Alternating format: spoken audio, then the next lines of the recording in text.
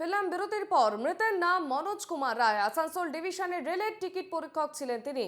Appendix অপারেশনের জন্য তাকে নার্সিং হোমে ভর্তি করা হয়। অপারেশনের সময় তার মৃত্যু হয় বলেই হাসপাতালের পক্ষ থেকে জানানো হয়েছে এবং এরপরই নার্সিং হোমে ভাঙচুর চালায় মৃতের পরিবারের সদস্যরা।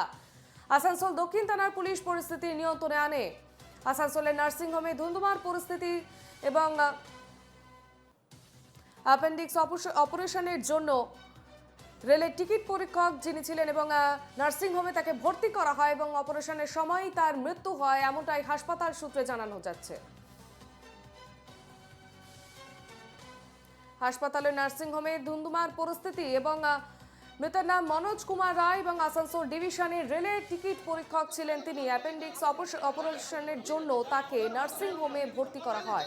অপারেশনের সময় তার মৃত্যু হয় বলেই হাসপাতালের পক্ষ থেকে জানানো হয় এবং এরপরেই নার্সিং হোমে ভাঙচুর চালায় মৃতের পরিবারের সদস্যরা। আসানসোল দক্ষিণ থানার পুলিশ পরিস্থিতি নিয়ন্ত্রণে আনে।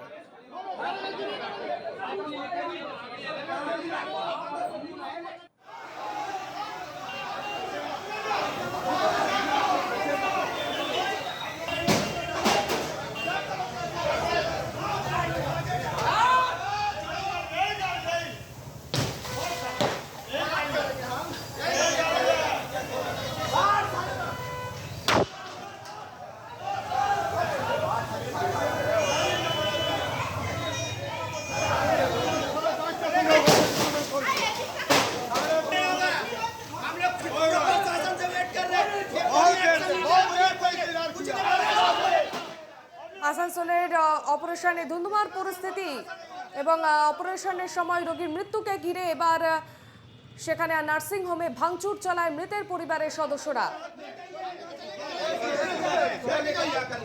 আমাদের সঙ্গে টেলিফোন লাইনে রয়েছেন প্রতিনিধি সৌমিত্র গাঙ্গুলি। সৌমিত্র, পরিবারের পক্ষ থেকে কি অভিযোগ জানানো হচ্ছে? হ্যাঁ হ্যাঁ দেখো, যেটা জানা যাচ্ছে যে রোগী মৃত্যুকে ঘিরে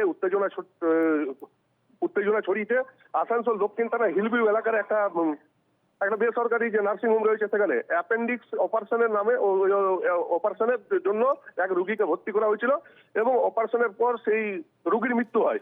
এবং পরিবারের যে লোকের অভিযোগ রয়েছে যে চিকিৎসার গাফিলতি অর্থাৎ মানে চিকিৎসার গাফিলতির অভিযোগ করে তুলে কিন্তু যে রয়েছে নার্সিং হোমে কিন্তু ভাঙচুর চালায় এবং নার্সিং হোমের ভেতরে যেসব গাড়ি রয়েছিল 4 চাকা, সেগুলিতেও চলে ভাঙচুর চালানো হয়। তারপর কিন্তু ঘটনাস্থলে পুলিশ পৌঁছে কিন্তু ওই যে নার্সিং হোমের যে চলছিল ঘটনা, সেই ঘটনাকে কিন্তু পরিস্থিতি পুলিশ পৌঁছে নিয়ন্ত্রণে আনে। একেবারে সৌমিত্র, তুমি যেমনটা বললে যে নার্সিং হোমের পরিবারের লোকেরা চিকিৎসার গাফিলতির অভিযোগ তুলছে, সেক্ষেত্রে নার্সিং হোম কর্তৃপক্ষের তরফ থেকে কি জানতে পারছো? হ্যাঁ, এখনো পর্যন্ত এটা যে রয়েছে ওই যে বেসরকারি নার্সিং হোম কর্তৃপক্ষ কিন্তু এই বিষয়ে কোনো কিছু প্রতিক্রিয়া দেয়নি। তবে এই ধরনের ঘটনায় কিন্তু রীতিমতো একটা উত্তেজনা পরিস্থিতি শুরু হয়েছিল।